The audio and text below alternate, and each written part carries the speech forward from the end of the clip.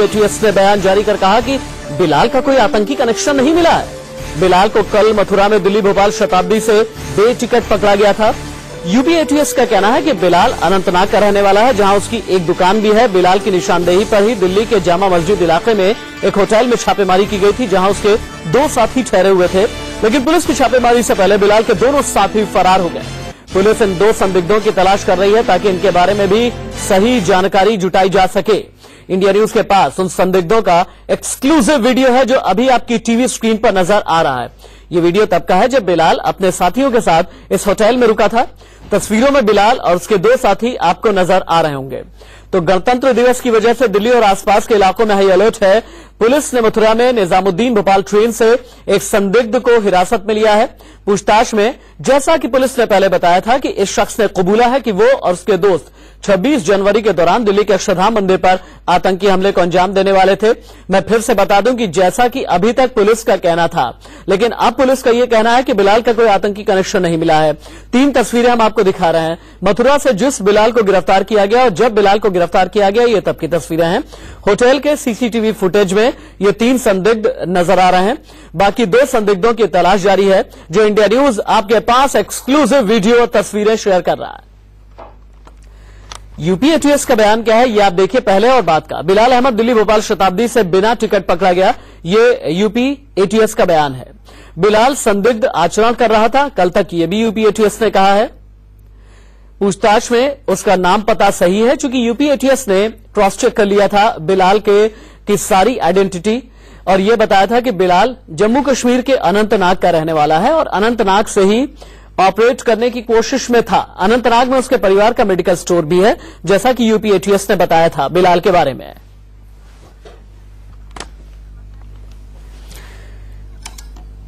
खबर आज की यही सबसे बड़ी है, न सिर्फ दिल्ली के लिए बल्कि पूरे देश के लिए। इस बड़ी खबर पर मेरे 2 सहयोगी मेरे साथ इस वक्त लाइव रिपोर्ट कर रहे हैं।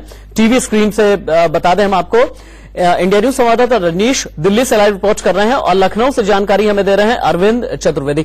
अरविंद, सबसे पहले मैं आपके पास ही आऊंगा। यूपी एटीएस ने पहले यह कहा कि बिलाल संदिग्ध आतंकी है, उसके पास से कई संदिग्ध चीजें भी मिली हैं और उसके 2 संदिग्ध साथियों की तलाश है। अब यूपी एटीएस का यह कहना है कि बिलाल का कोई आतंकी कनेक्शन नहीं है। इन 2 अलग अलग बयानों का मतलब क्या है?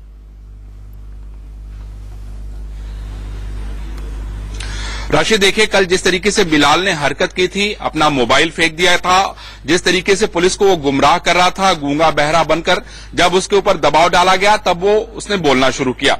उसके बाद जब पूछताछ हुई, सारी चीजों का मिलान किया गया, टीम दिल्ली भेजी गई और मिलान करने के बाद आधार कार्ड में जो नंबर उपलब्ध थे उससे उसके परिवार के लोगों से बातचीत की गई और बातचीत करने के बाद यूपी एटीएस जो है इस निष्कर्ष पर पहुंची है कि इसका फिलहाल किसी आतंकी संगठन से, किसी आतंकी गतिविधि से कोई संलिप्तता नहीं पाई गई है। हाँ, फिलहाल उसको संदिग्ध मान के यूपी एटीएस जो बाकी उसके 2 साथी हैं, बाकी जो लोग हैं, उनको ढूंढने का प्रयास कर रही है, क्योंकि जब तक वो नहीं मिलेंगे तब तक सारी कड़ियां एक साथ जुड़ नहीं पाएंगी। लेकिन आधार कार्ड पे जो नंबर दिए गए थे उससे फिलहाल यूपी एटीएस ने, उनके जो आईजी हैं, उन्होंने यह स्पष्ट किया कि फिलहाल बिलाल की संदिग्ध गतिविधियों में कोई संलिप्तता नहीं पाई गई है। ठीक है, लेकिन कड़ियां जो है वो यूपी में लखनऊ से लेकर के मथुरा तक, मथुरा से लेकर के अलीगढ़ तक और अलीगढ़ से लेकर दिल्ली तक इंडिया न्यूज ढूंढने की कोशिश कर रहा है। दिल्ली से लाइव रिपोर्ट कर रहे हैं इंडिया न्यूज संवाददाता रजनीश। सबसे पहले तो मुझे ये बताइए कि बिलाल के जो बाकी 2 साथी हैं, जो 2 संदिग्ध हैं, उनकी तलाश में जगह जगह छापेमारी हुई है, उनकी तलाश की जा रही है। इस संबंध में अभी का ताजा अपडेट आपके पास क्या है? देखिए राशिद, अभी हम ब्रेकिंग न्यूज अपने दर्शकों को दे रहे हैं कि बिलाल के जो 2 साथी थे, अशरफ और मुदसिर अहमद, ये दोनों लोग कश्मीर पहुंच चुके हैं। यूपी एटीएस के सूत्रों से हमें ये जानकारी मिली है कि अशरफ और मुदसिर अहमद कश्मीर पहुंच चुके हैं और इस बात की जानकारी यूपी एटीएस की तरफ से कश्मीर पुलिस को दे दी गई है और अब कश्मीर पुलिस मुदसिर अहमद और अशरफ से पूछताछ करेगी और ये सुनिश्चित करेगी कि क्या उनका कोई आतंकवादियों से या आतंकी संगठन से कोई लिंक है या नहीं है। उसके बाद कश्मीर पुलिस जो रिपोर्ट है वो एटीएस, जो यूपी एटीएस है, उसको देगी। बात की जाए अगर इन तीनों की, बिलाल की, अशरफ की और मुदसिर अहमद की, तो 2 जनवरी को ये लोग जामा जामा मस्जिद के एक होटल में आए थे और 6 जनवरी को अशरफ और मुदस्सिर अहमद ने चेकआउट कर लिया था। अभी अभी जानकारी मिली है यूपी एटीएस के सूत्रों से कि दोनों ही जो बिलाल के दोनों साथी जिनके बारे में बिलाल ने यूपी एटीएस को बताया है, वो दोनों लोग कश्मीर पहुंच चुके हैं और अब कश्मीर पुलिस को उन दोनों के बारे में जानकारी दे दी गई है। आगे की जो पूछताछ है दोनों लोगों से वो कश्मीर पुलिस करेगी। जी बहुत बड़ी खबर दी है रजनीश ने, और यूपी एटीएस की तरफ से यह कहना है कि बिलाल के जो 2 साथी हैं जो कि संदिग्ध हैं, जिनका नाम है अशरफ और मुदस्सिर, ये दोनों वापस से कश्मीर जा चुके हैं और कश्मीर पुलिस से भी संपर्क किया जा रहा है कि किस तरह से इन्हें हिरासत में लिया जाए ताकि आगे की पूछताछ हो सके। ये बताया मेरे सहयोगी इंडिया न्यूज संवाददाता रजनीश ने। लेकिन मेरे एक और सहयोगी मोहित ओम ने जायजा लिया है, चूंकि ये जो पीछे की तस्वीरें आप देख रहे हैं, दिल्ली में 2 संदिग्धों की तलाश जारी है और संदिग्धों का ये वीडियो लगातार इंडिया न्यूज दिखा रहा है और इसी की इनसाइड स्टोरी, इस वीडियो की इनसाइड स्टोरी तलाशने की कोशिश की है मोहित ओम ने। देखिए आप। बिलाल अहमद वानी ने अपने हिरासत में आने के बाद अपने 3 साथियों को नाम लिया, जिसमें से 2 की जो एंट्री है वो इस होटल राशिद के अंदर मिली है। आपको दिखाना चाहेंगे जिनकी जो उसके 2 अन्य साथी इनका नाम लिया है, उनका नाम मुदस्सिर अहमद वयाक और मोहम्मद अशरफ है। इन दोनों ने इस होटल के अंदर चेक इन किया था, जिसके साथ बिलाल अहमद वानी भी था। ये होटल के यहाँ पे कुछ लोग हैं, उनसे बातचीत करते हैं। आइए सर, ये लोग कब इस होटल के अंदर आए थे और कब गए? ये लोग आए थे 2 तारीख को रात को 10 बजे और यहाँ 6 तारीख को चेकआउट हुए उनके शाम को 8:30 पे 8:30 बजे। आज पुलिस की टीम मौके पर आई तो पुलिस ने क्या पूछताछ करी आपसे? बस ये पूछताछ हो रही थी कि कौन आया कौन गया। बस बार बार वो दिख रहा था कि यही आदमी है, ये ठहरा हुआ था, उस चीज को दिखा रहे थे वो कैमरे के अंदर। इन तीनों लोगों की आपके एंट्री मिली है, ये तीनों लोग कब आए थे? ये बिलाल अहमद वानी कब आया था, मोहम्मद अशरफ यहाँ पे कब आया था और ये मुदस्सिर अहमद वयाक यहाँ कब आया, तो कब यहाँ से गए वो लोग? पूरे 4 एक ही साथी आए थे यहाँ पे। यहाँ जितने दिन रहे 4 दिन वो लोग, और जाने वाले दिन जो है वो पहले चले गए थे। कौन पहले गया था? वो ये क्या नाम है इसका, मोहम्मद अशरफ, ये सुबह चले गए थे 9:30 बजे। बाकी ये लोग उसके बाद 1 घंटे बाद ये लोग गए, फिर ये लोग शाम को लौट के आ गए। उसके बाद रूम खाली करके ये लोग 8:30 बजे चले गए।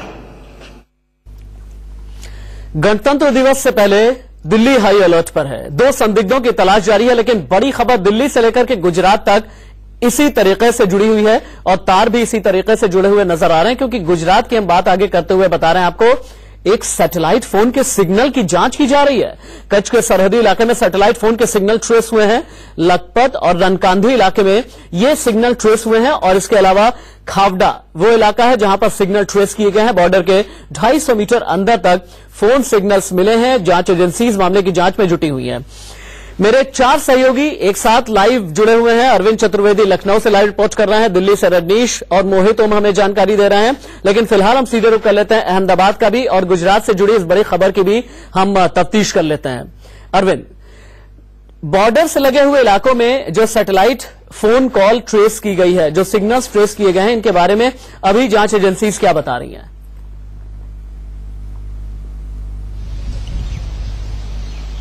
देखिए राशिद, पहला मौका नहीं है, इसके पहले भी इसी इलाके में सैटेलाइट के फोन सिग्नल प्राप्त हुए थे। जो प्रतिबंधित फोन हैं उनके सिग्नल प्राप्त हुए थे और उसके बाद एजेंसियां जांच में जुटी थी।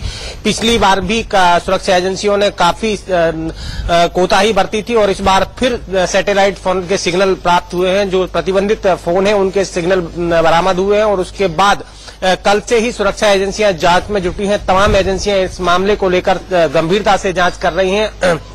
लखपत का जो इलाका है, रणखांबी के आसपास करीब 250 मीटर इलाके में ये सिग्नल ट्रेस किए गए और उसके बाद एजेंसियां जांच में जुटी हैं। अब देखना होगा कि इसका परिणाम क्या आता है। कच्छ का जो ये इलाका है, ये सरहदी इलाका है, यहाँ से पड़ोसी मुल्क कुछ ही कदमों पर है। बावजूद ऐसे फोन के सिग्नल प्राप्त होना अपने आप में कई खतरे की घंटी है और इसको लेकर सुरक्षा एजेंसियां कोई भी कोताही बरतना नहीं चाहती। लगातार आसपास के इलाके में सर्च किया जा रहा है, परिणाम का इंतजार होगा। ठीक है, बहुत शुक्रिया अरविंद, अहमदाबाद से रिपोर्ट देने के लिए। लखनऊ से अरविंद चतुर्वेदी आपका भी शुक्रिया और दिल्ली से रजनीश आपका भी शुक्रिया। 26 जनवरी से पहले दिल्ली से लेकर के गुजरात तक में अलर्ट है, लेकिन